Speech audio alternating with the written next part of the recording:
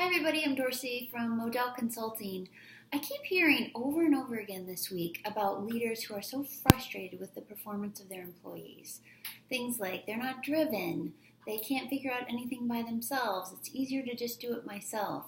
So one thing that I think, an approach that you can use to kind of manage this frustration or issue around employee performance is the Improvement Kata routine.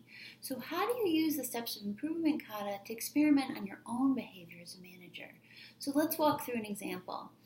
If the long-term goal or our vision for our organization is motivated, engaged, high-performing employees that are working on a daily basis towards the organizational goals, and for a focus process, we're going to look at the performance of one employee.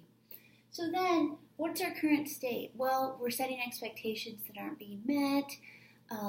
As a manager, I end up taking the work on myself because it's easier than explaining it to this other person. The employee maybe isn't clear on priorities in their daily work. You think you're setting expectations, but then they're spending time working on something else.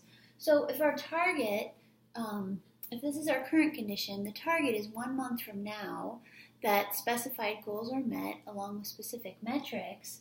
The experiment, so what I have been doing up till now is telling the employee what to do. That's been my step. We meet once every 2 weeks, sit down, review performance. Here's what your next step needs to be. What do I expect? She'll do it. But what actually happens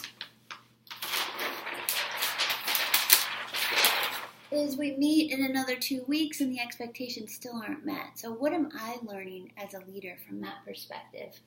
I don't know. Maybe telling doesn't work. The employee doesn't understand. She doesn't know how to do the tasks that are in front of her.